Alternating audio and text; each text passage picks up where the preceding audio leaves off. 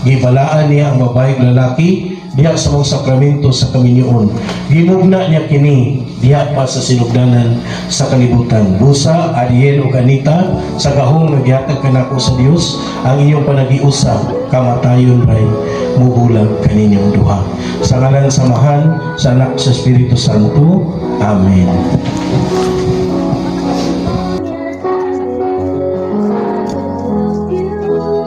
Abay na, sugat na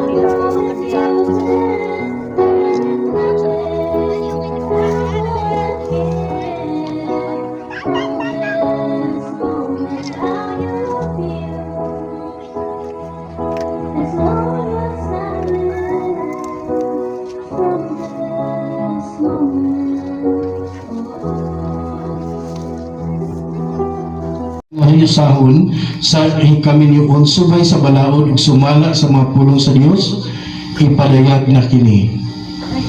Okay. Ikaw, Anita, mutugot ka ba nga kining lalaki mahimo nimong bana mupayuban kaniya diha sa saad sa kaminyoon? Siya ba imong higugmaon, amumahon, pasidunggan o tahuron bisan sa kasakit o kamugaway ug taligdan ang tanan aron mahimong matinud-anon kaniya hangtod sa kamatayon? Ikaw, Ariel, mutugot ka ba nga kining babae mahimong imong asawa mupuyuban kanimo diha sa saad sa kaminyoon?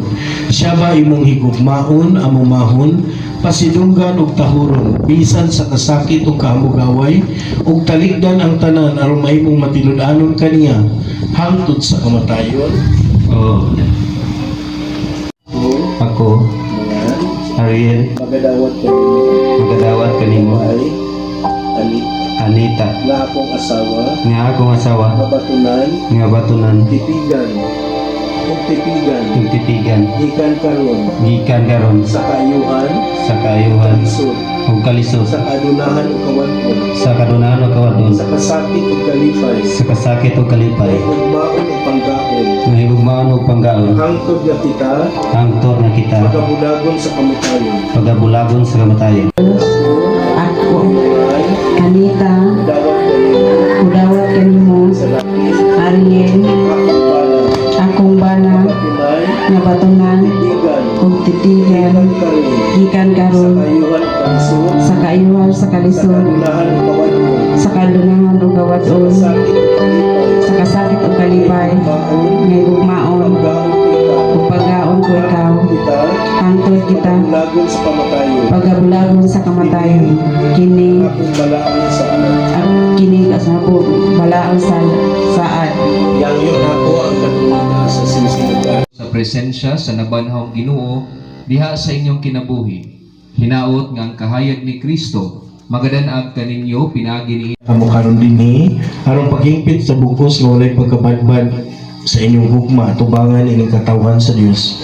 Magapasalig ako kaninyo karon sa mapag-ampo sa atong katilingban aron ang Dios mobuo sa iyang daghan nga mga panalangin ug grasya ug motabang kaninyo diha sa pagtuman sa katungdanan sa kaminyoon ug kaninyo maigsuon ang iyon ko kamos pagtabang kaninyo.